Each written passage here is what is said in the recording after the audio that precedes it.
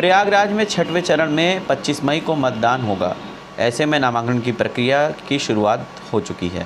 बुधवार को बीजेपी के प्रत्याशियों ने अपना नामांकन दाखिल किया। इलाहाबाद सीट से प्रत्याशी नीरज त्रिपाठी और फूलपुर प्रत्याशी प्रवीण पटेल ने अपना नामांकन दाखिल किया है।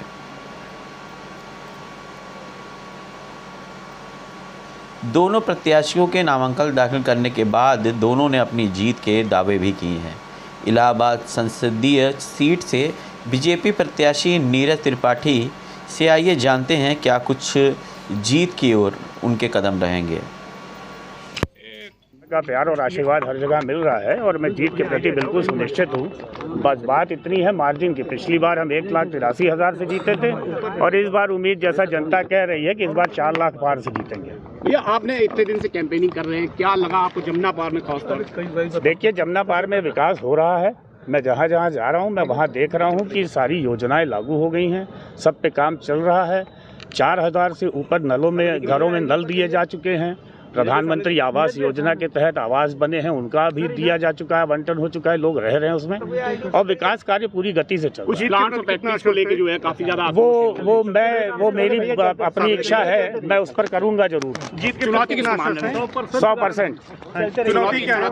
चुनौती कुछ नहीं है, कोई चुनौती। किससे लड़ाई मान रहे हैं सीट पर? किसी से नहीं। बीजेपी निकल रही है बिल्कुल साफ। 400 पार का जो फिर मोदी का 450। 450 मेरी अपनी यूपी में यूपी 80 पार।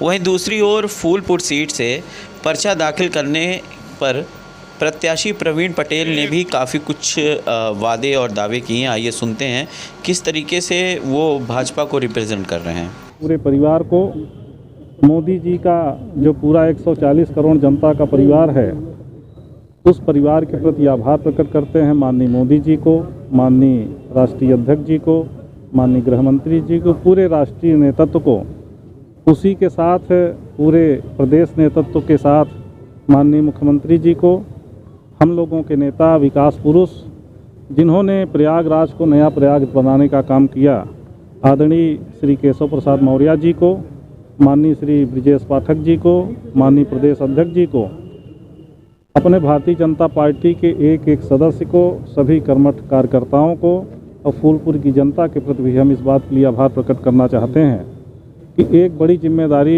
भारतीय जनता पार्टी ने हमको दी है और मेरा भी ये संकल्प है कि जिस तरीके से माननीय प्रधानमंत्री श्री मोदी जी ने इस बात को कहा है कि हमारा लक्ष्य विकसित भारत बनाना है, उस विकसित भारत के अभियान में फूलपुर की भूमिका सबसे अग्रणी हो, यही हमारा प्रयास रहेगा। रवि जी, आप काफी दिन से कैंपेनिंग कर रहे हैं, फूलपुर से मौजूदा विधायक भी है।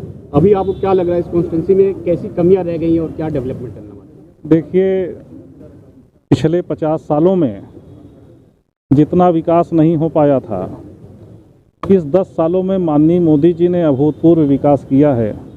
पूरे देश में, पूरे प्रदेश में और ख़ासकर प्रयागराज तो नया प्रयागराज बना है और उसमें हम लोग भाग्यशाली हैं कि तीर्थराज प्रयाग में रहते हैं, जहां कुंभ का मेला लगता है और कुंभ का मेला हम लोगों के लिए वरदान की तरह है कि केंद्र सरकार और प्रदेश सरकार लगातार जो विकास की बात करती है और विरासत पर भी हम लोगों को गर्व होता है। तो ऐसे संगम में हमारे फूलपुर पार्लियामेंट में पिछले 10 सालों में अभूतपूर्व काम हुए हैं। अभी आगे आने वाले समय में हम लोग फूलपुर पार्लियामेंट में कुछ बड़े ऐसे काम करेंगे जो एक लकीर होगी और हम लोगों का लक्ष्य है कि माननीय मोदी जी की जो सोच है, कुछ बड़ा सोचना है, लोगों के लिए बड़ा काम करना है और पार्टी की जो विचारधारा है अंत्योदय का, कि अंतिम व्यक्ति के चेहरे पर कैसे मुस्कान आए, यही हम सब लोगों का लक्ष्य है। देखिए, कोई चुनौती नहीं है, इसलिए कि विपक्ष की हाल आप देख रहे हैं, जनता से पूरे तरीके से कटे हुए हैं, जनता से उनका कोई सरोकार नहीं है, आपस में लड़ रहे हैं, झगड़ रहे हैं, रोज़ नई नई बातें आ रही हैं कि आज इनका कट रहा है, कल उनका कट रहा है, परसों उनका कट रहा है। तो जिस प्रदेश के पूर्व मुख्यमंत्री जी जहां खुद चुनाव लड़ रहे हैं, उनको अगर ये भरोसा नहीं है कि हमको लड़ना है कि हमारे परिवार के किसी सदस्य को लड़ना है। आपने देखा कि अपने भतीजे को उन्होंने उतारा और एक दिन बाद टिकट काट के खुद अपना चुनाव लड़ गए। जिस दल का नेता ऐसा हो स्थिर सोच के, तो ऐसे लोग परिवार तो चला सकते हैं, देश और दल नहीं चला सकते। पटेल जी, सलमान